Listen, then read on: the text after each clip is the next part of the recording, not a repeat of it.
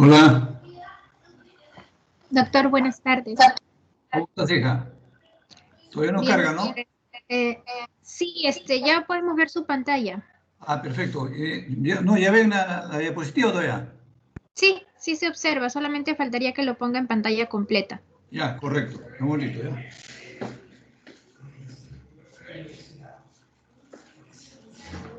Cállate, Quito, por favor. Bajito la pata.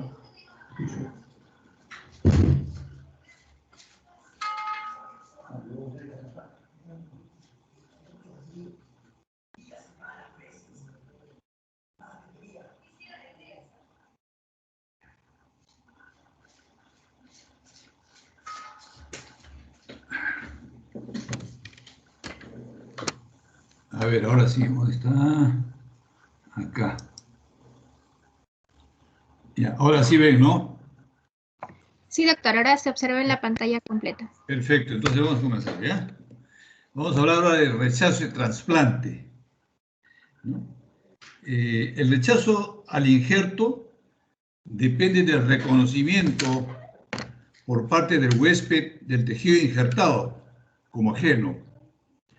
Los antígenos responsables para este rechazo en humanos son los del sistema de histocompatibilidad.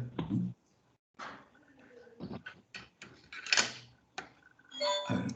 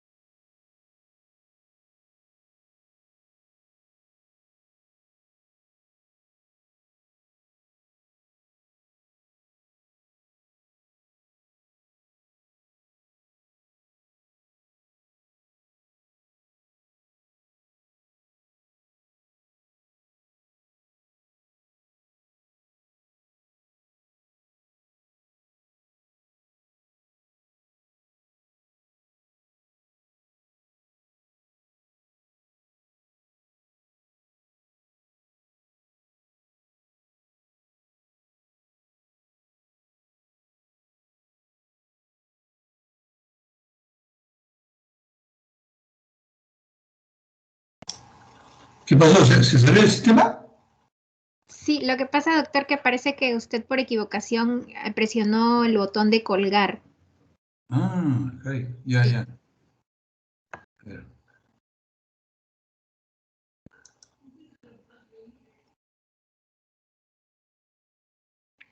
Avísame, ¿ya? Está cargando, ya va a aparecer.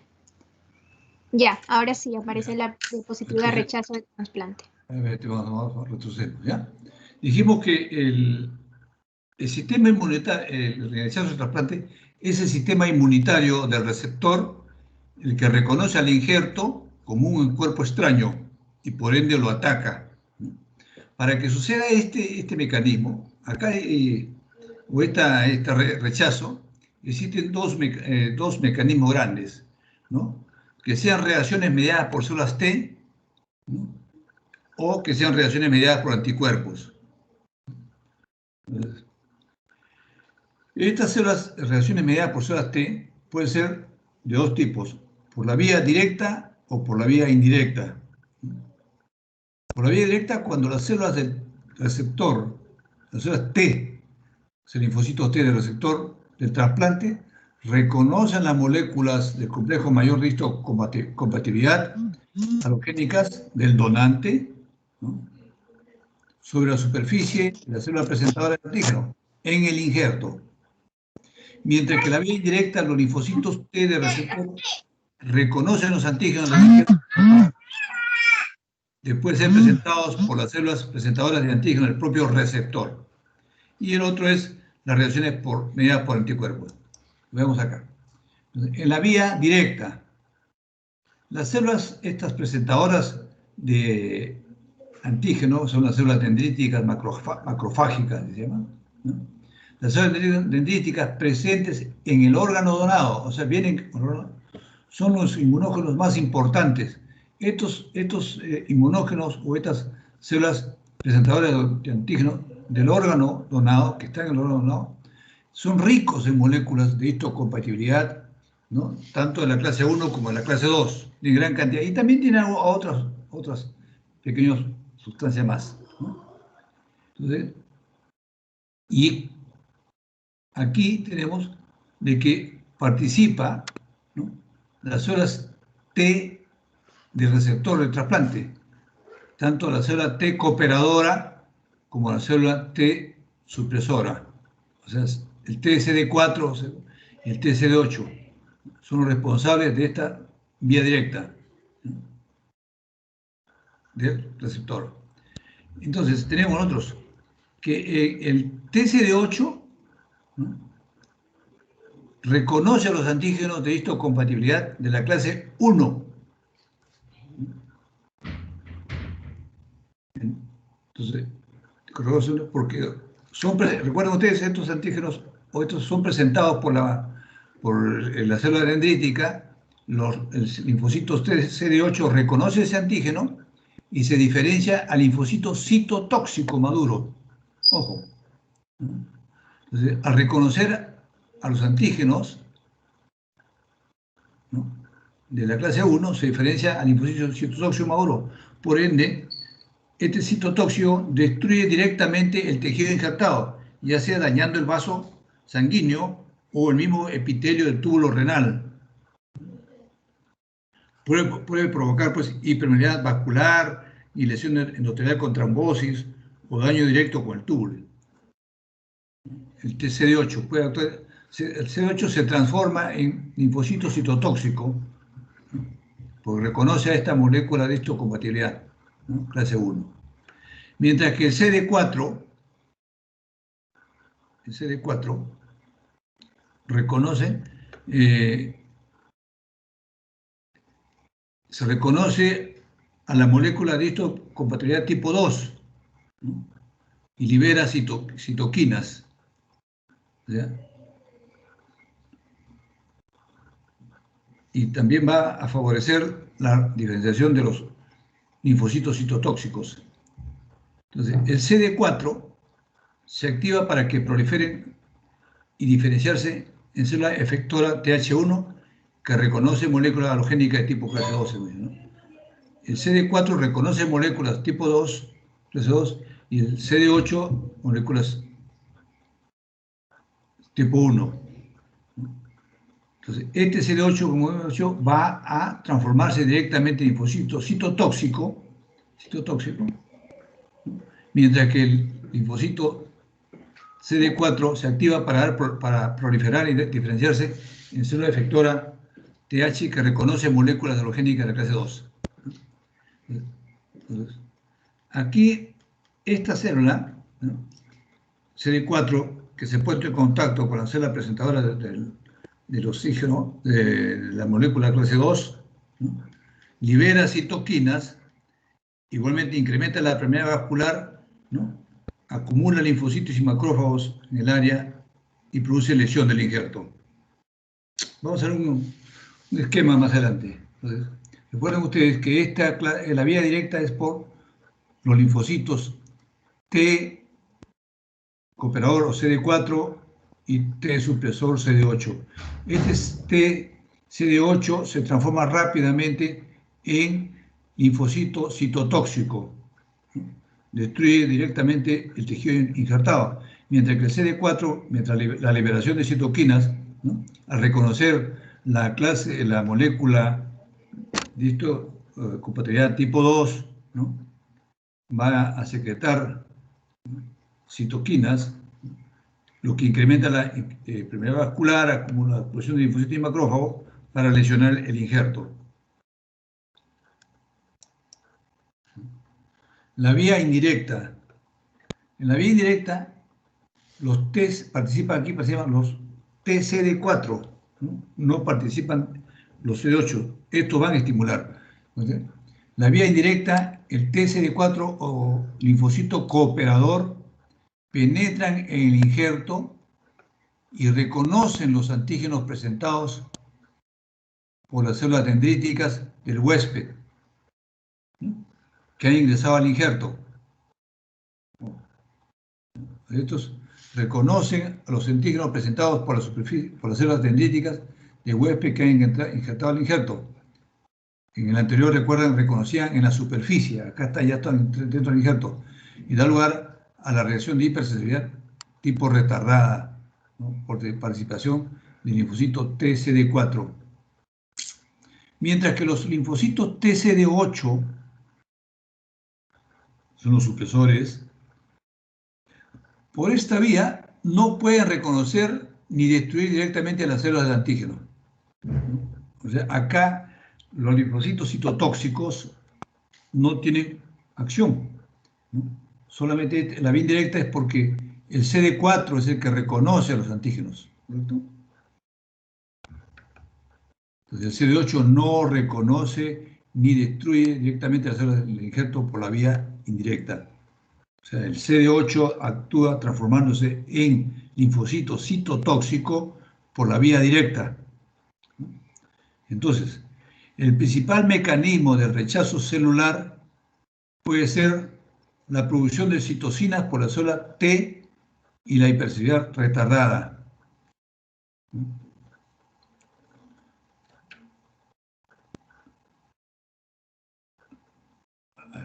A ver, acá tenemos algo, más o menos un esquema para entender un poquito esto, porque es un poco tedioso, ¿no? Entonces hemos hecho la vía directa y la vía indirecta.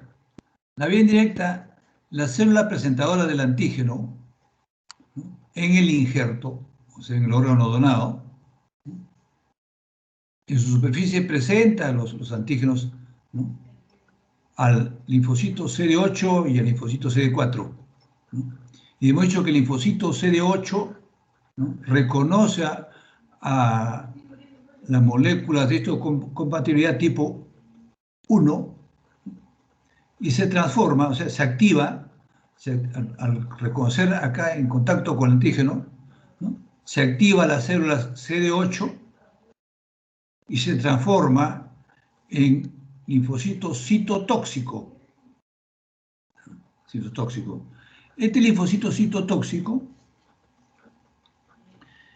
va a actuar, ¿no?, en forma directa, incrementando la permeabilidad vascular y lesiona el endotelio, ¿no?, o también directamente la proliferación de estos linfocitos citotóxicos van a dañar directamente el epitelio del túbulo renal, ¿no? Produciendo necrosis tubular. Mientras que los linfocitos CD4 o cooperadores en esta vía directa reconocen las moléculas del complejo mayor de histocompatibilidad tipo o clase 2. ¿No? Estos CD4 también proliferan, ¿no? Y van a liberar citoquinas, ¿no? Los cuales también van a producir daño en el vaso sanguíneo, ¿no? Y van a poner daño en el epitelio del túbulo renal, activando el macrófago para que fagocite este tejido. Mientras que en la vía indirecta, la célula presentadora del antígeno, ojo,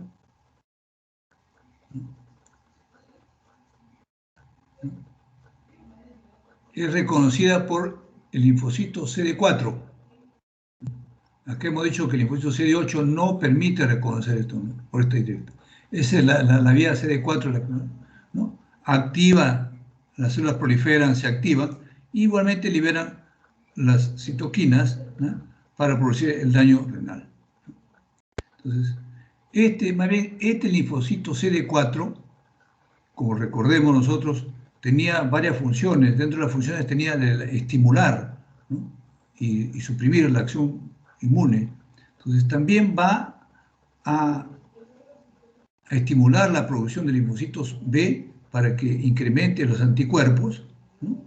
Produzca lesión endotelial, ¿no? Y daño en los vasos sanguíneos. Entonces, acá tenemos, miren ustedes. Entonces, algo que es importante porque vamos a entrar, en realidad eso es pura teoría, ¿no?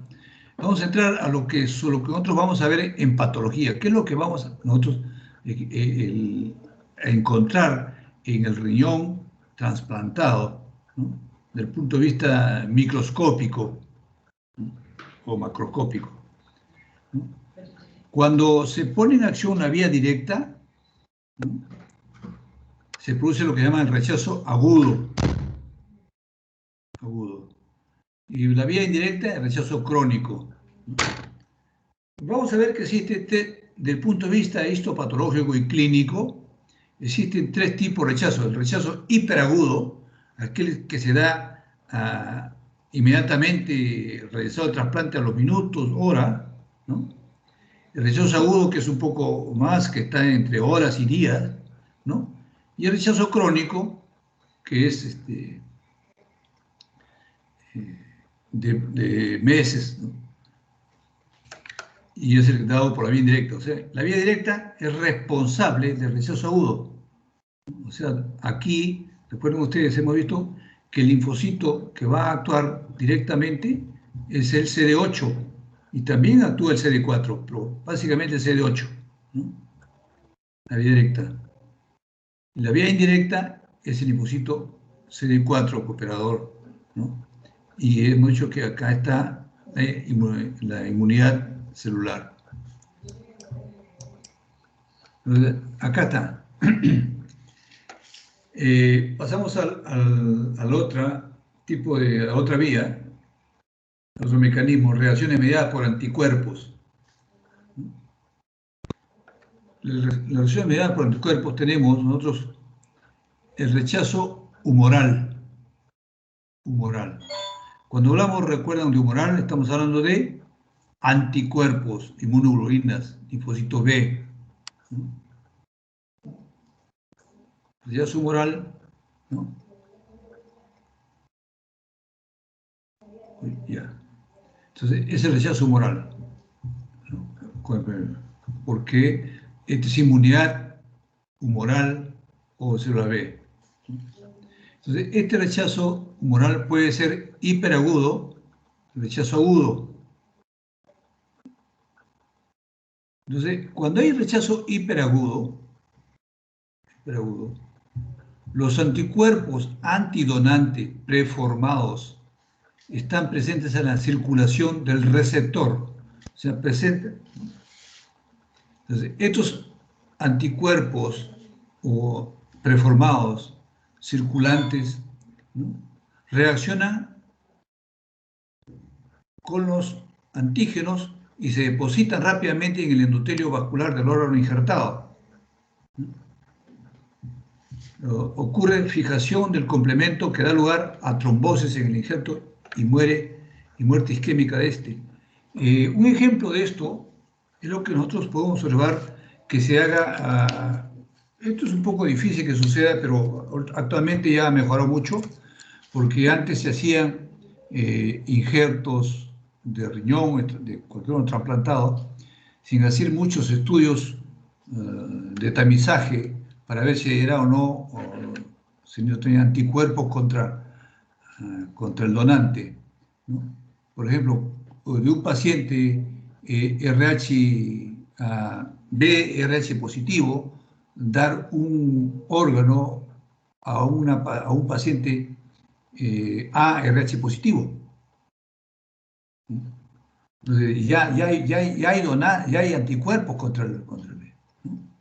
Entonces, es una reacción rápida. Entonces, en esta reacción rápida, los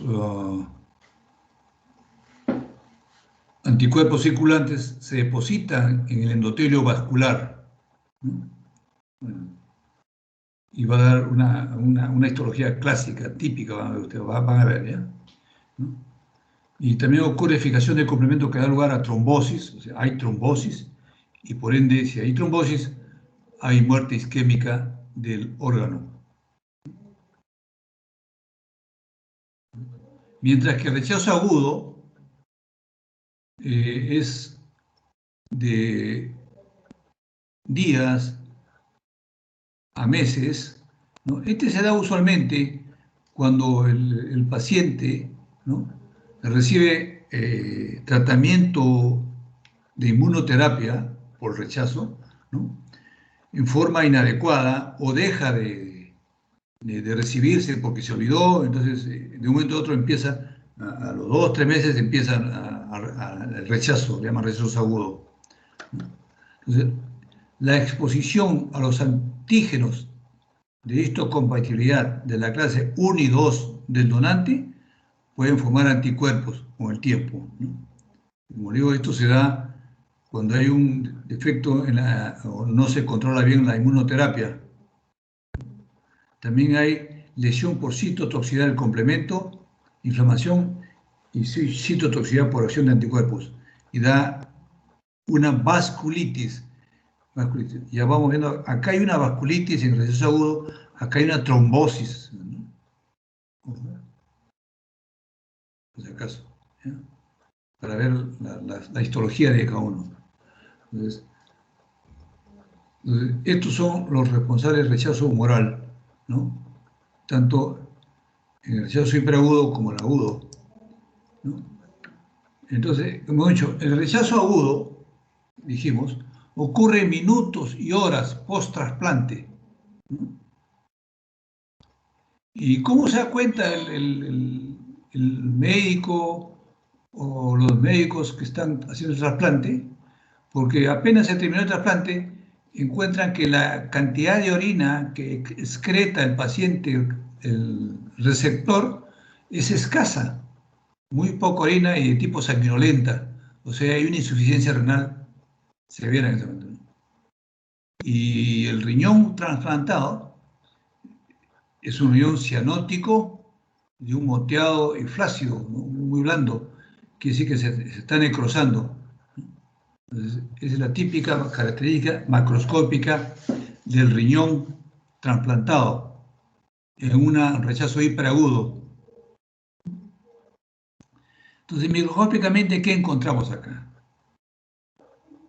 Al corte histológico de un riñón trasplantado, ¿no?, como está viendo que es una necrosis, ¿no?, hay oclusión trombótica de los capilares, hay una trombosis de los capilares, ¿no?, necrosis fibrinoide en las paredes arteriales.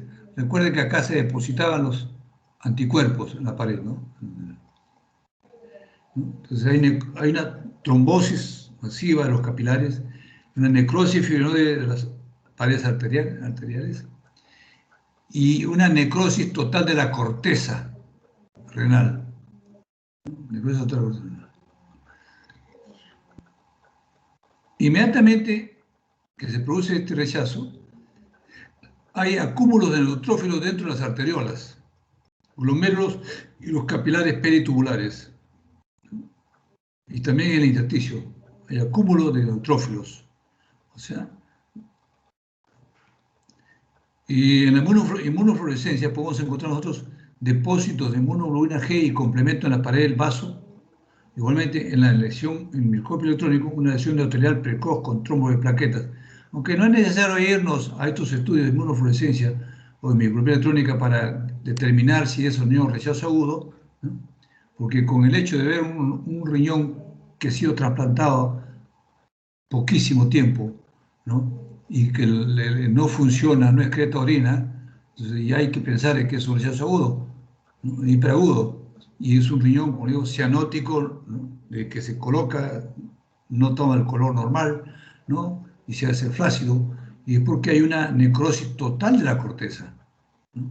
Entonces vamos a encontrar oclusión trombótica de los capilares, una necrosis total de la corteza, presencia de neutrófilos dentro de las arteriolas, glomérulos, capilares e intersticio, ¿no? Y una necrosis fibrinoide. Esto se da por depósitos en hecho de anticuerpos, ¿no? Esto se ve en el rechazo hiperagudo, ¿no? Mientras que en el rechazo agudo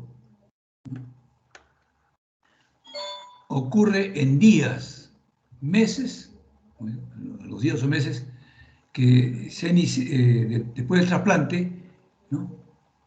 En los cuales el paciente ha estado recibiendo tratamiento quimioterápico para poder controlar este rechazo, ¿no? Pero por razones de que no está funcionando adecuadamente este tratamiento, no es el adecuado, o porque se olvidó de recibir el tratamiento, entonces inmediatamente se pone en acción este rechazo. Entonces, acá, ¿cómo sabemos nosotros que el paciente está haciendo su rechazo? Inicialmente es un riñón turgente, de consistencia normal, va bien, orina normal, pero conforme va pasando el tiempo, después de los 3 meses, el paciente empieza a elevar su creatinina sérica, ¿no? Entonces, se eleva la creatinina sérica, lo que es un signo de insuficiencia renal. Aquí, estos pacientes son los que usualmente se le hace biopsia. En el anterior, pues el paciente ya no hay tiempo ni de hacer biopsia, ¿no? En esto se hace biopsia para ver si se puede controlar el paciente. En un rechazo agudo sí puede recibir aún un tratamiento de terapia inmunosupresora para evitar esto, pero también es un poco riesgoso, ¿no? Entonces, ¿qué encontramos en el rechazo agudo? Tenemos infiltración mononuclear, o sea, linfocitos CD4, CD8, intersticial.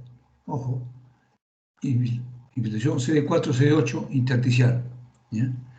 O sea, ustedes van a colocar solamente infiltrado de linfocitos.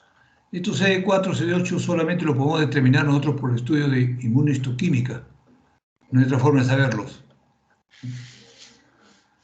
¿Qué más encontramos? Edema y una leve hemorragia intersticial.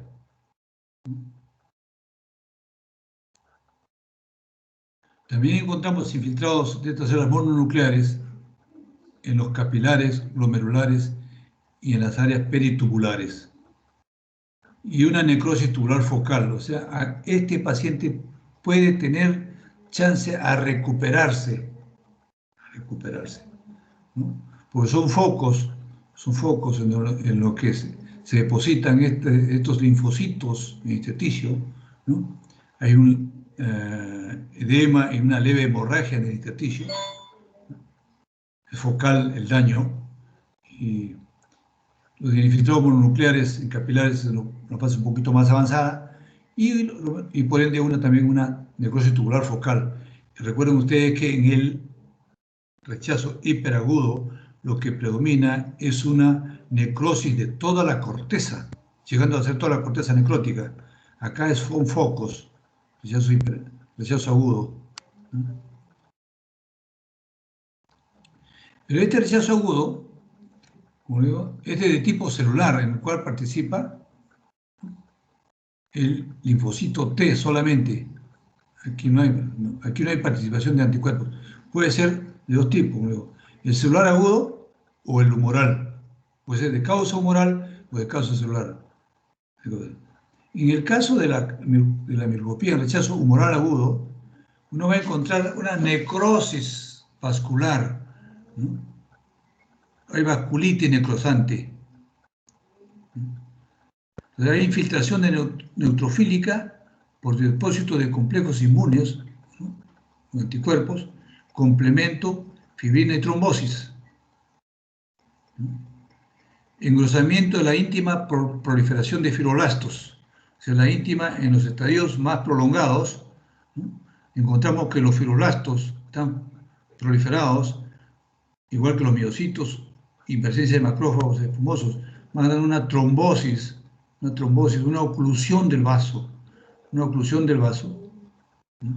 Pero el vaso el paciente aún tiene chance, ¿no? Cuando esté esto, de una cierta circulación. Está disminuida, pero hay circulación, ¿no? Entonces, esta necrosis por rechazo humoral agudo sí es extensa, es mucho más severa que la de tipo celular, por inmunidad celular, tipo inmunidad humoral. Entonces, acá predomina, vean ustedes, ¿no? La infiltración neutrofílica. Hay daño vascular, una vasculitis necrosante. Va a haber en ambos, va a haber infiltrado mononuclear intersticial. Acá también infiltrado, pero hay trombosis, fibrina. Acá hay un daño vascular. Acá el daño vascular es mínimo, casi no hay. Acá sí hay, porque acá hay depósitos de inmunoglobulinas, complemento, ¿no? Fibrina, y da lugar a trombosis, el rechazo humoral de tipo agudo.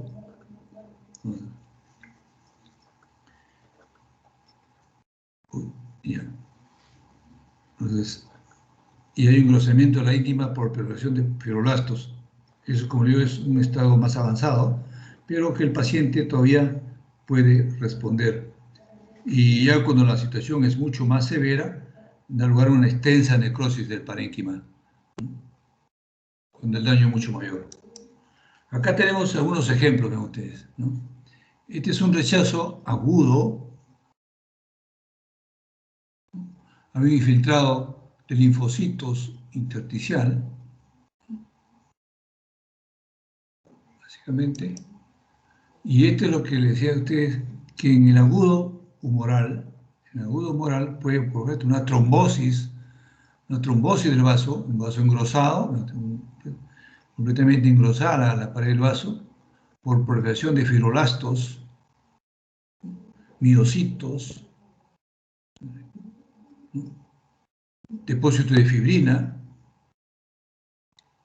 y estos histocitos espumosos que van a ocluir la pared del vaso. Si esto continúa, pues va a una necrosis masiva del parénquima.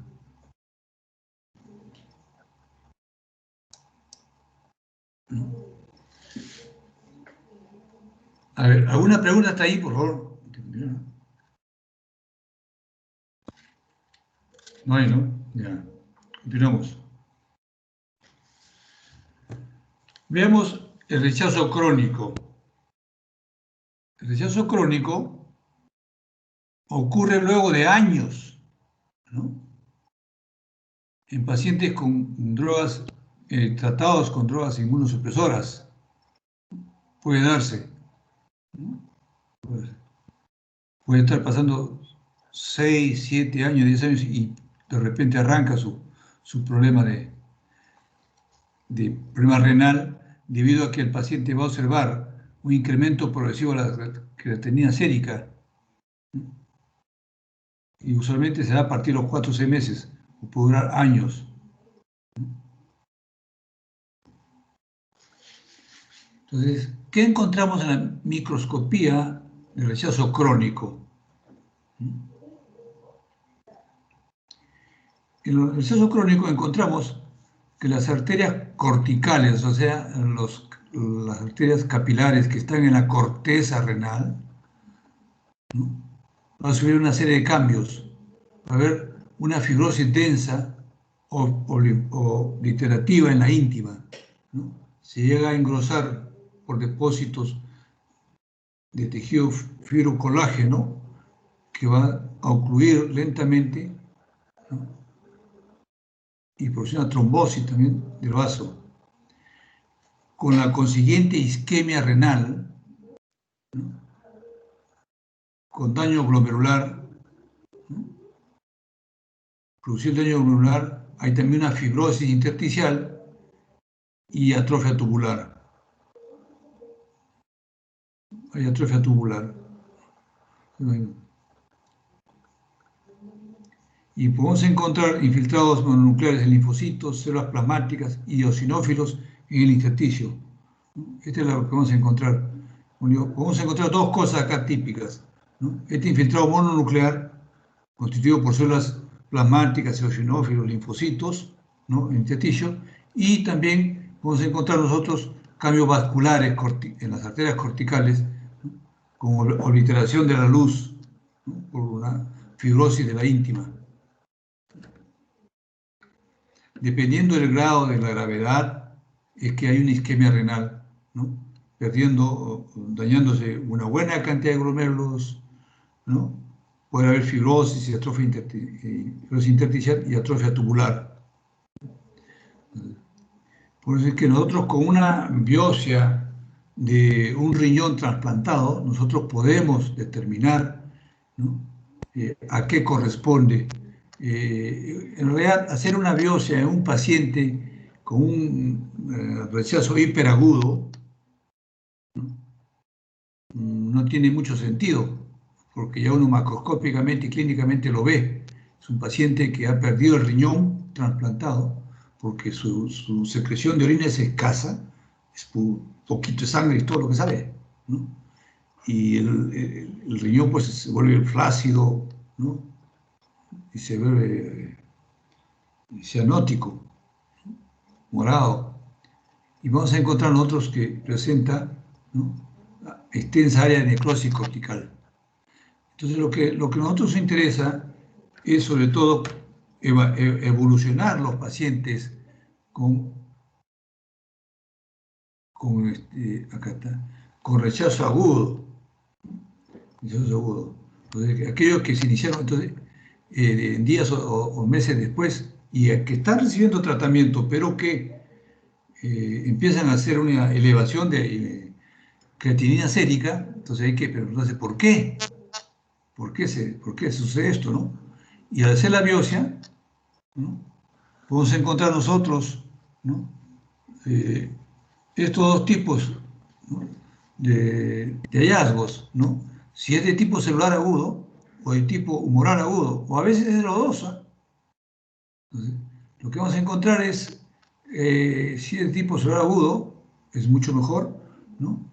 Hay infiltración mononucleares intersticiales, edema con leve hemorragia, ¿no?, y una necrosis tubular focal, ¿no? Entonces, con estos hallazgos, nosotros podemos decirle al médico, al nefrólogo, que este paciente tiene un rechazo celular agudo y necesita pues su quimioterapia inmediata, ¿no?, o su inmunoterapia.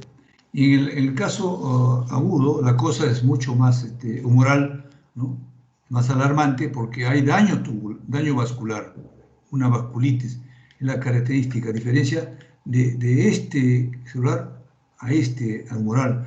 ¿Y vasculitis por qué? Porque hay depósitos de complejos, de inmunoglobulinas, ¿no?, complementos y trombosis en los vasos, ¿no?, y una extensa necrosis del parénquima.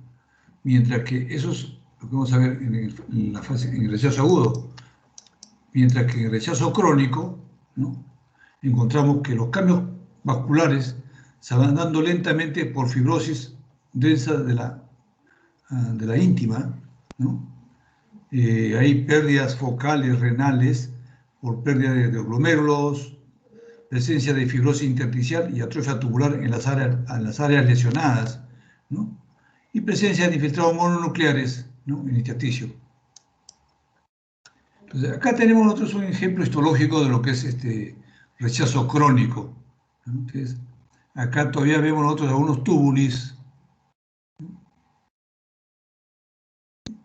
preservados, otros ya no, ya están acá con necrosis, prácticamente no tienen núcleo, no tiene acá, ¿no? Núcleos, ¿no? Aquí tenemos el intersticio. Entonces, acá tenemos otros vasos. Estos son túbulis conservados, otros en vía de necrosis, ¿no? Se pierden. No vemos acá glomérulos, se han dañado los glomérulos, los primeros que se dañan, y encontramos nosotros, ¿no?, daños tubulares, como acá. Una fibrosis, está acá, un tejido fibroso en forma focal en el intersticio, ¿no? Hay engrosamiento del vaso, un engrosamiento marcado de la arteriola o del capilar, lo que fuera, ¿no?, con una disminución marcada de la luz, ¿no? Y hay un infiltrado no muy marcado de células inflamatorias mononucleares. A este aumento es imposible decir si son linfocitos, si son macrófagos o eosinófilos, ¿no? Con decir que son células mononucleares es suficiente. Por eso es un rechazo crónico. Y acá tenemos otro vaso en el cual vemos un engrosamiento marcado de la íntima, con marcada proliferación de fibroblastos, ¿no?, fibroblastos, que reduce enormemente el lumen vascular. Esto se ve en el rechazo crónico. En el rechazo agudo no hemos puesto pero en el rechazo agudo o hiperagudo, encontramos que hay necrosis fibrinoide de esta pared. En el crónico se ve esto, ¿no?, estos vasos ocluidos prácticamente en un 90%. A ver, ¿alguna pregunta?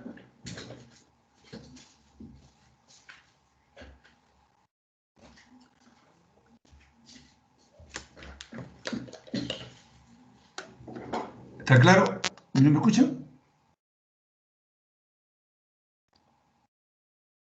A ver, ¿estamos bien? Sí, doctor. Ya. Entonces, eso es respecto a rechazo, ¿no? Vamos a hacer algo de inmunodeficiencias, ¿no? Entonces, la inmunodeficiencia, como su nombre indica, deficiencia de la capacidad inmunológica. Esta inmunodeficiencia puede ser de varios tipos, ¿no? Entonces, tenemos los estados de inmunodeficiencia. Entonces, aunque yo creo que no me gustaría esto dejarlo, porque no importa, vamos a dejarlo hasta acá, ¿ya?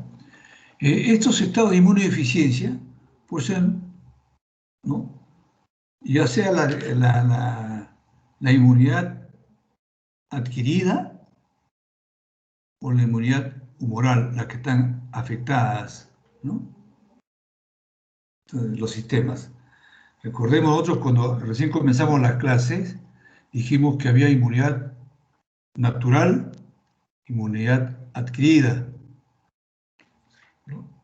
Y empezamos hablando del sistema adquirido o no específico. Pero esto en realidad no es tan importante como este. Por eso es que ahora hablamos de este primero, ¿no? Porque acá, este es el que nos da la mayoría de enfermedades, ¿no? Este de acá. Entonces, cuando se altera el sistema específico, ahí no va a haber problema, ¿no? El sistema no específico, donde haya participación de las células, ¿no?, puede ser controlado por el sistema humoral o células mediadas por células. Entonces, este sistema específico ya hemos visto que la inmunidad adquirida son dos, básicamente, ¿no? Inmunidad celular, inmunidad humoral, ¿correcto? Dijimos que la inmunidad humoral era aquella donde había participación de linfocitos B, ¿no? Que después que se ponen en contacto con el antígeno, ¿no? Se transforma y van a dar lugar a células plasmáticas. Estas células plasmáticas son las que van a contener en su superficie, ¿no?, las inmunoglobulinas o secretan inmunoglobulinas, que son los anticuerpos. Entonces, eso es inmunidad humoral. Mientras que el linfocito T, ¿no?, linfocito T, no secreta inmunoglobulinas o anticuerpos, pero sí actúa directamente, ¿no? Entonces, esto constituye la inmunidad celular. Entonces, en los estadios de inmunodeficiencia se pueden alterar los dos tipos, la específica o la natural, ¿no? Entonces, acá tengo, mira, acá está. La deficiencia en cualquiera de ellos, en cualquiera de estos dos sistemas, altera la respuesta inmune. La deficiencia puede ser de naturaleza primaria, ¿no?, dijimos nosotros en este sistema, ¿no?, comúnmente de origen genético,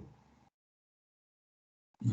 Felizmente no es muy común estas enfermedades genéticas, y secundario a alguna otra enfermedad o circunstancia.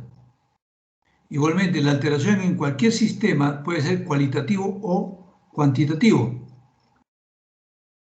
En muchas de estas deficiencias hay una falla en más de un sistema. Recuerdan ustedes que dijimos que podía ser de un solo lado o de otro lado, pero usualmente podían estar unidas las dos, ¿no? Porque recuerden ustedes que si falla la inmunidad celular, esta, y acá había una célula importantísima que es el linfocito T, cooperador y T supresor, que es lo que van a estimular, recuerden ustedes, a controlar estas, a los macrófagos, complementos, etc., ¿no? Entonces, usualmente sucede que esto es la inmunodeficiencia es una sola, ¿no? Pero que son este tipo humoral y celular las que van a dar las enfermedades que nosotros vamos a ver más frecuentes. Entonces, las deficiencias primarias del sistema específico, hemos dicho, son raras, son muy raras, ¿no? Entonces, mientras que las deficiencias secundarias, que son la mayoría de enfermedades que conocemos, son más comunes. Entonces, esta inmunodeficiencia puede ser primaria o secundaria. Primaria cuando la lesión está, ¿no?, o el problema está recuerdan ustedes cuando vimos el desarrollo del stem cell o la célula madre para que pueda transformarse en linfocito B a través del sistema órgano-linfoide similar a la bolsa de Fabricio para dar lugar al linfocito B, o cuando esta célula madre para transformarse en linfocito T tiene que pasar por el timo, ¿no?, madurar por el timo. Entonces, el problema de estas deficiencias primarias, ¿no?, se da allí, o es en la célula madre cuando empieza su transformación o cuando está en plena transformación, o inclusive cuando ya se transformó en célula B y T, son primarias, ¿no? Mientras que las secundarias son gran cantidad de enfermedades que vamos a ver posteriormente, ¿no? Entonces, las insuficiencias primarias del sistema específico son raras. Vamos a ver unas 5 o 6, ¿no?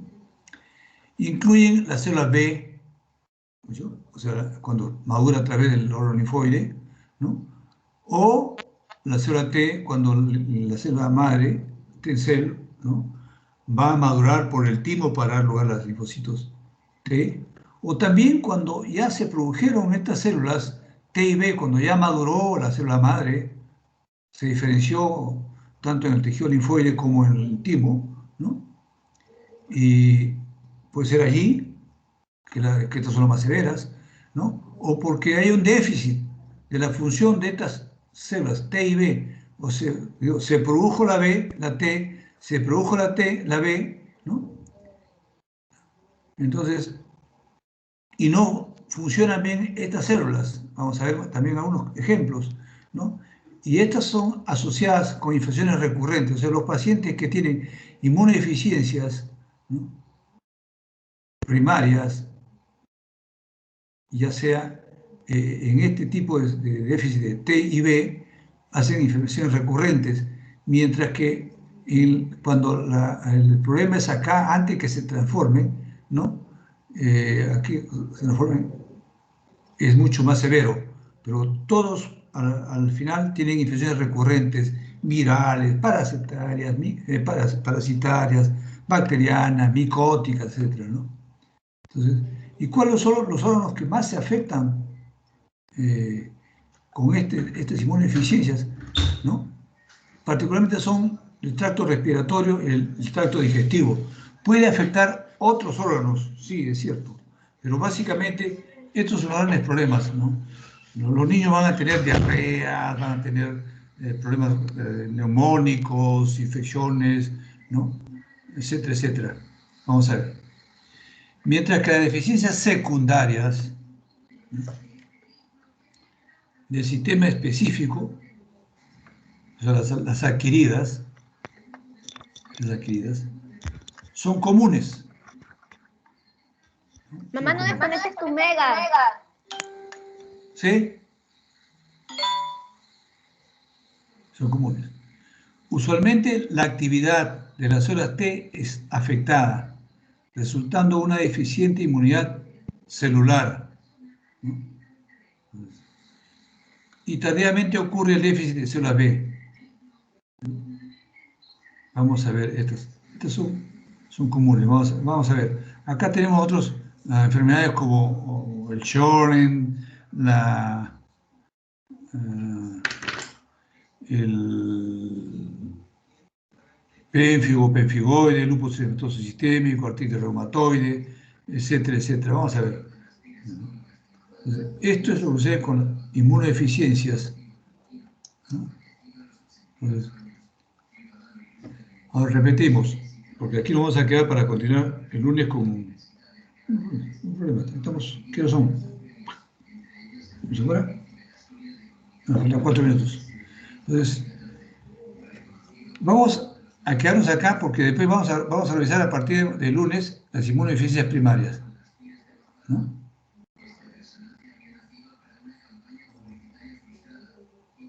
Entonces, ¿no? Entonces, o si quiere, vamos a avanzar estos 4 minutos que tenemos, ¿no? Entonces, las inmunodeficiencias primarias dijimos que eran aquellas, ¿no?, en las cuales hay falla en la formación del linfocito T y o B, o ya se formó el linfocito T o B, pero que también tiene fallas, ¿no? Entonces, inicialmente, y me he dicho que la stem cell, la célula madre, ¿no?, madura vía órgano linfoide del intestino para transformarse en célula B y producir inmunoglobulinas, acá tenemos inmunoglobulinas, ¿no? O también madura a través del timo para producir células T, ¿no?, y dar una inmunidad celular, inmunidad humoral. Entonces, este problema acá, que se interrumpe, puede haber interrupción a este nivel, ¿no? Interrupción a este nivel, entonces, de modo tal que la célula madre puede madurar a B, pero no puede madurar a T, porque acá se interrumpe, o se interrumpe acá, ¿no? No llega al timo. Entonces, o puede haber déficit de células total, de déficit de células B o déficit de células T.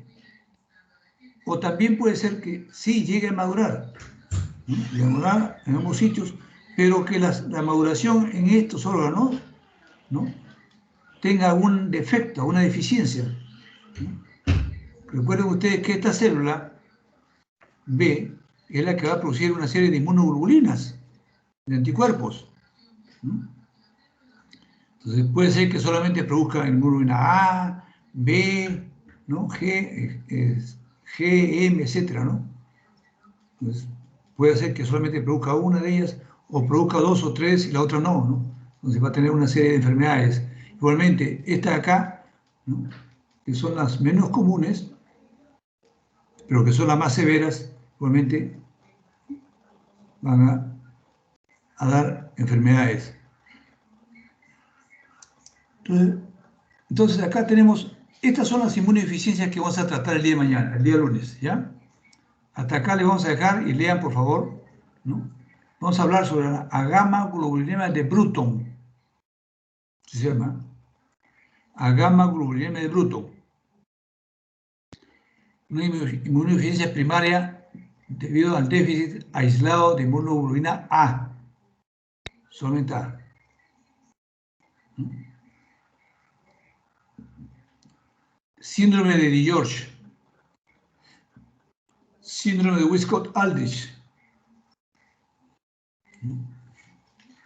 Entonces, inmunodeficiencia variable común, inmunodeficiencia combinada severa. Estas 6 vamos a hablar. Hay otras más, pero son rarísimas. De esto nos interesa estas 6. ¿Y por qué pongo estas 6 solamente? ¿No? Dijimos que podía ser que la falla sea exclusivamente cuando se va a transformar. La célula madre va a transformarse en linfocito T, linfocito B, y hay una falla ahí, no madura más. Entonces, es esta la responsable, ¿no? Acá, por eso se llama inmunodeficiencia combinada severa. La 2, la célula B y célula T están ausentes, no llega a producirse severa. O también puede ser que haya una inmunodeficiencia variable común, quiere decir que hay producción de célula B o célula T, pero en forma deficiente, ¿no? No es completa, también falla acá a nivel, ¿no? Antes de llegar a la maduración. O sea, no hay unas células maduras completas, ¿no? O cuando la célula T no se produce, ¿no? No hay ausencia de célula T. O sea, llega al timo y no se produjo célula T. O llega al timo, se produjo una célula T anómala y da este síndrome de Wiskott-Aldrich. O la otra, cuando no hay células B, o sea, no hay célula B, ¿no? O cuando esta célula B que se produjo tenga una deficiencia en la producción de inmunoglobulinas, ¿no? Estas son las 6 inmunodeficiencias primarias que vamos a revisar el día lunes. Ya yo creo que de aquí para adelante es más bonito el capítulo, por lo menos porque vamos a encontrar enfermedades, vamos a encontrar ejemplos, ¿no? Y algo que nos va a ir. Inicialmente, bueno, están en el curso de patología donde todo al principio es árido, pero es necesario saber las cosas para poder entenderlas adelante, ¿no? Y van a ver ustedes, cuando hagamos estas enfermedades, vamos a recordar lo que hemos visto atrás, ¿no? Entonces yo creo que aquí, ahora sí, nos vamos a quedar, porque quiero, a ver, ¿alguna pregunta hasta acá?